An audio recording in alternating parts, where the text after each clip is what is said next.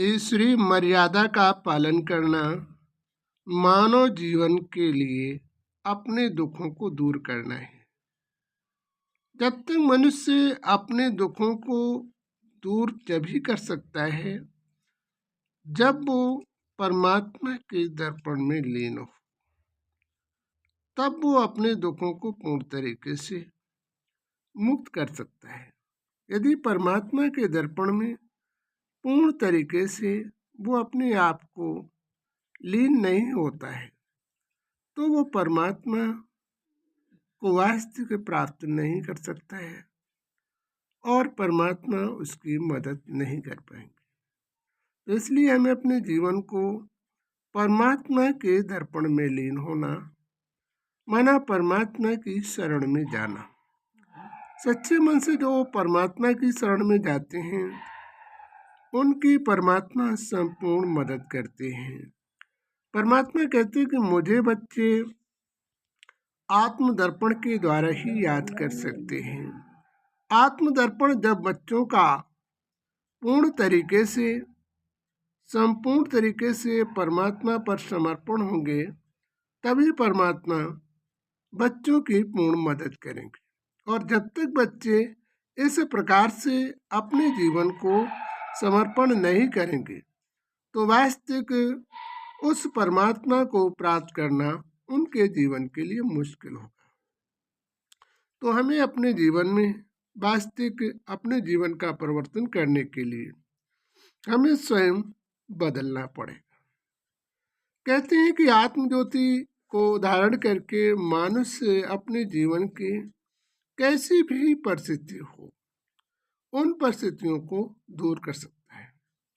जब वो उस ज्योति में लीन होकर हमारी शरण में जाता है तो उसके जीवन में किसी भी प्रकार के कष्ट और परेशानियां उसके जीवन से मुक्ति प्राप्त होती है।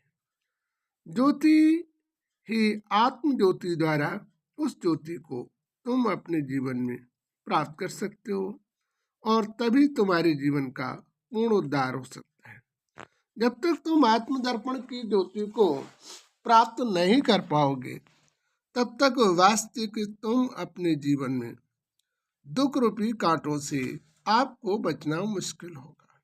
इसलिए हमें अपने जीवन में अपने आत्म ज्योति को उस परमात्मिक ज्योति में लीन करके अपने दुख रूपी कांटों को सदा के लिए निवारण कर सकते हो।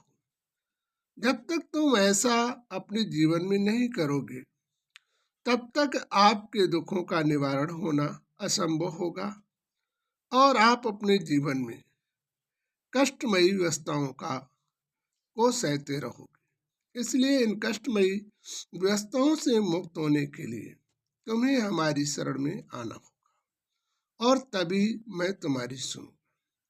मेरे नियम और मर्यादाओं का जब तक बच्चे पालन नहीं करते हैं तब तक मैं बच्चों की पूर्ण मदद नहीं करता हूँ।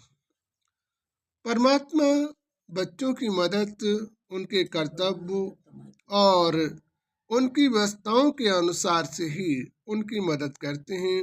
जब तक वो अपने कर्तव्य और व्यवस्थाओं को पूर्ण तरीके से परिवर्तन नहीं करेंगे तब तक वास्तविक परमात्मा उनकी मदद नहीं कर पाएगा। बगैर कर्म के परमात्मा भी बच्चों की मदद नहीं करता है।